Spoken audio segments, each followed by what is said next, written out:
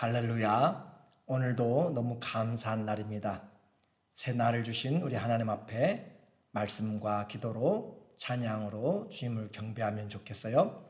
하나님 말씀 같이 보겠습니다. 창세기 14장 17절부터 20절입니다.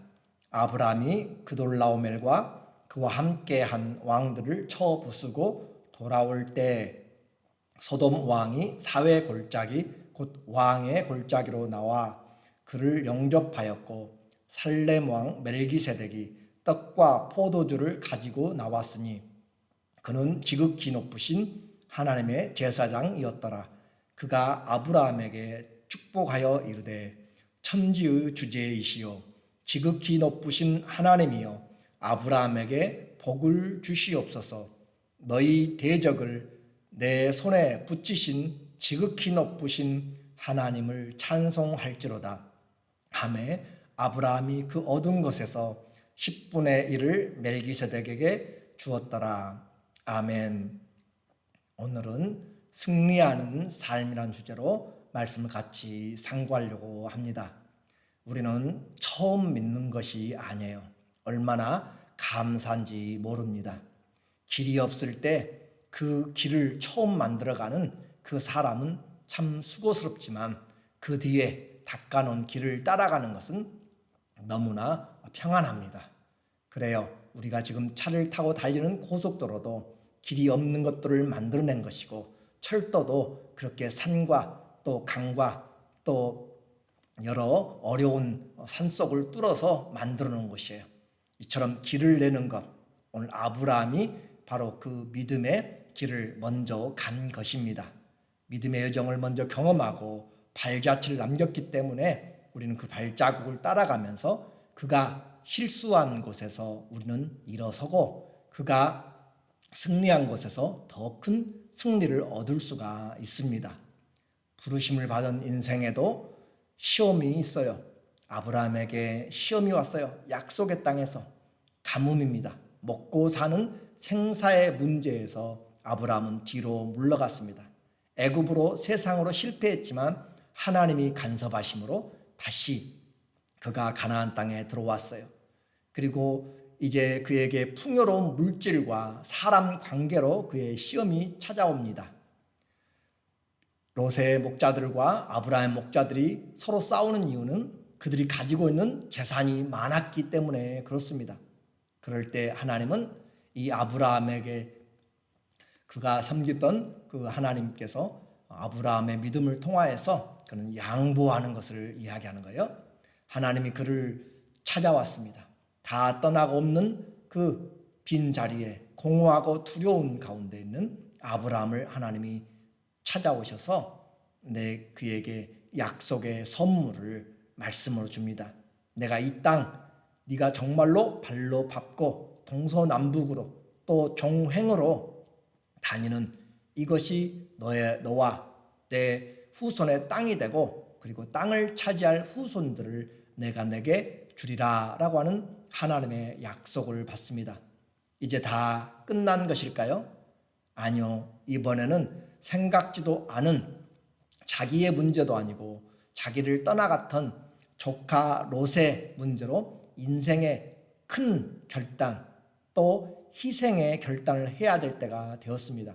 창세기 14장은 성경에 나오는 가장 큰 국제전쟁입니다. 9개의 나라가 싸우는데요. 4개의 연합된 강대국과 또 5개의 종속된 나라들이 텍스를 내지 않고 그렇게 함으로써 그것을 침략하는 전쟁이 일어났습니다. 그래서 이 전쟁의 결과로 5개 그 종속된 약한 약소국의 사람들은 전쟁에 패하게 되었고 사로잡혀 가게 되었습니다. 그런데 그곳에 바로 롯도 같이 있었어요. 13절의 내용을 보니까 오늘 창세기 14장 13절에 도망한 자가 와서 히브리 사람 아브람에게 알리니 그때 아브람이 아모리 족속 마므레의 상수리 숲풀 근처에 거주하였더라. 마므레는 에스골의 형제요 또 아넬의 형제라. 이들은 아브라함과 동맹한 사람들이더라. 그렇게 해서 아브라함이 머물고 있는 그곳에 전쟁에서 그 패전한 곳에서 겨우 목숨을 부지한 자가 멀리 떨어져 있는 아브라함까지 찾아왔어요. 얼마나 큰 하나님의 섭리를 봅니까? 전쟁에서 살아남기도 힘들고 살아난 그가 굳이 이곳까지 올 필요도 없는데 그가 찾아왔고, 이제 이 상황은 이미 다 종료가 되었어요. 전쟁은 끝났고 롯은 사로잡혀 갔습니다. 뿐만 아니라 롯이 가까이 있는 것도 아니고 북쪽의 단까지 거의 거리로 한다면 140마일, 거의 250km 정도가 떨어진 것으로 끌려가고 있는 그런 상황이 되었습니다. 그래서 14절에 보니까 아브라함이 그의 조카가 사로잡혔음을 듣고 집에서 길리고 훈련된 자 318명을 거느리고 단까지 쫓아가서 그 큰 연합군들과 과연 싸워서 이길 수 있을 것인가, 이것이 가장 큰 문제였어요. 그런데 그는 망설임 없이 그가 자기의 가솔들을 이끌고 그리고 자기와 동료들, 동맹한 사람들을 함께 쫓아가기로 그렇게 했습니다. 단까지 가는 데만 해도 거의 4박 5일 정도 걸리게 되는 거리예요. 그러니까 간다고 해도 승리가 보장되지도 않습니다. 그 길을 지금 목숨을 걸고 이 5개 연합국의 왕들도 패한 그런 그 강대한 나라의 4개국의 연합군이에요. 그들을 치러 가는 이 아브라함은 과연 어떤 정신으로 갔는가? 그래요. 상대가 안 되는 싸움, 말도 안 되는 전쟁에 그는 망설임 없이 뛰어들었고, 그리고 그 전쟁에서 야밤에 틈을 타서 적진들을 습격함으로써 승리를 거두고 이제 돌아오게 됩니다. 17절에 아브라함이 그돌라오멜과 그와 함께한 왕들을 쳐부수고 돌아올 때 소돔 왕이 사회 골짜기 곧 왕의 골짜기로 나와 그를 영접하였고, 살렘 왕 멜기세덱이 떡과 포도주를 가지고 나왔으니 그는 지극히 높으신 하나님의 제사장이었더라. 아브라함이 끌려갔던 사람들을 다 데려오고 롯도 데려오고 재물들도 이끌어서 오는데 마중 나온 사람들이 있어요.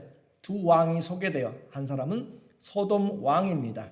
직접 피해자죠. 근데 또 한 사람이 나와요. 또 한 사람은 살렘 왕, 예루살렘의 그 옛 지명입니다. 평화란 뜻이죠. 살렘이. 그 평화의 왕 멜기세덱이, 이 사람은 직접적으로 그 전쟁의 당사자가 아니고 피해자도 아닙니다. 그런데 그가 떡과 포도주를 가지고 왔는데 그는 하나님의 지극히 높으신 하나님의 제사장이다 라고 그렇게 쓰고 있습니다. 오늘 이 승리의 개선 행진에 살렘 왕 멜기세덱이 떡과 포도주로 영접한다라고 하는 것이 오늘 우리에게 중요한 것이에요. 살렘 왕 말씀드린 것처럼 전혀 이 전쟁과 상관이 없는데 그가 와서 아브라함에게 그냥 보자마자 축복을 하고 있습니다. 그래서 19절에 그가 아브라함에게 축복하여 이르되 천지의 주제시요 지극히 높으신 하나님이요 아브라함에게 복을 주옵소서.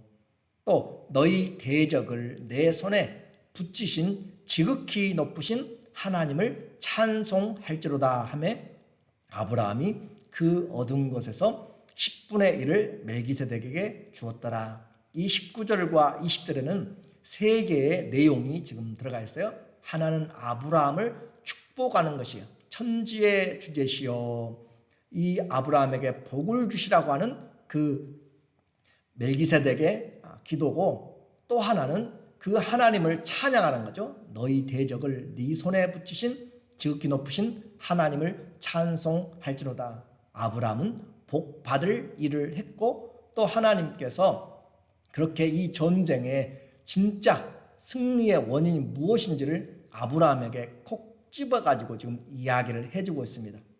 아브라함이 전략을 잘 세워서 그의 군대가 많다거나 경험이 많아가지고 가서 승리한 것이 아니란 것을 분명하게 선언해줘요. 너희 대적을 네 손에 붙이신 지극히 높으신 하나님을 찬송할지로다. 이 승리는 사람들에게서 온 것도 아니고 너의 형제들, 동맹한 자들에게서 온 것도 아니고 하나님이 너에게 붙여준 전쟁이다 라고 그렇게 이야기를 하고 있습니다.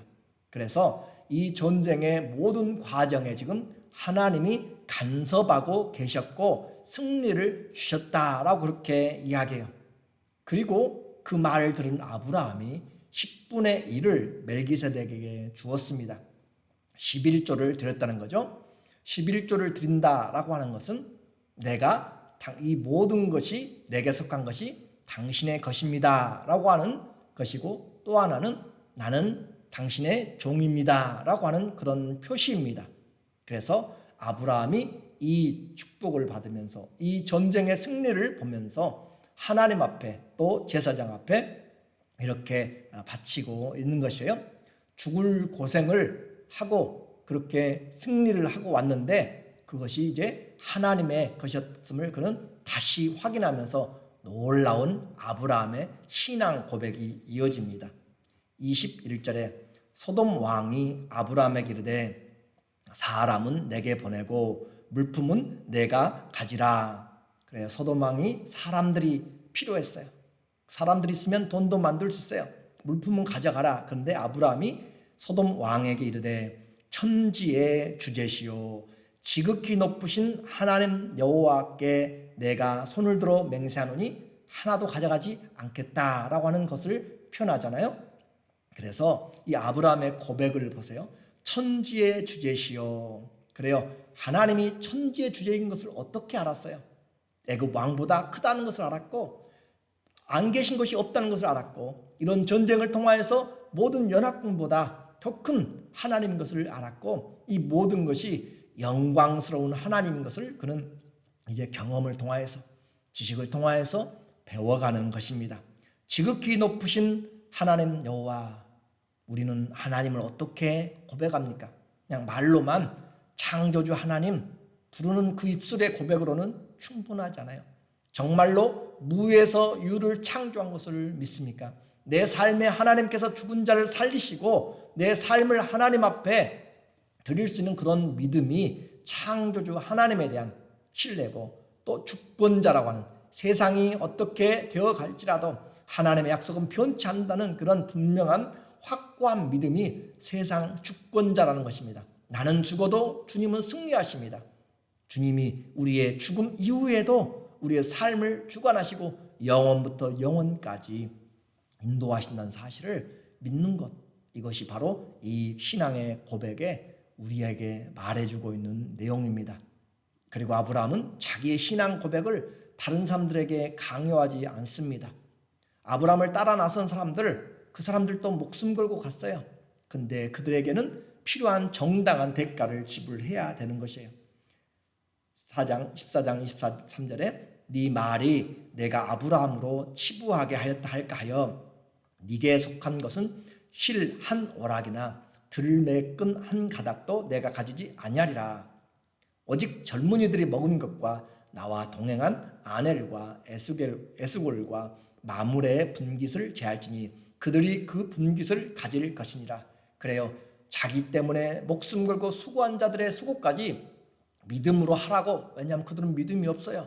우리에게 수고한 사람들, 우리를 도와준 사람들에게 아무런 혜택도 주지 않고 아무런 수고의 대가도 없이 그냥 수고했다고 열정페이라고 요즘 이야기하잖아요. 그런 것처럼 그렇게 헌신만 요구해서도 안 되는 것이에요. 그들의 믿음이 없기 때문에. 그러므로 마땅히 수고한 자들에게는 보상을 해줘야 되고 일을 한 자들에게는 합당한 대가를 치루어줘야 되는 것이에요. 남을 내 기준에서 판단하면 안 됩니다. 오늘 우리는 이 내용을 통하여서 사람들이 많이 물질에 약하게 되고 하는 부분에서 아브라함은 시험을 이겨내요.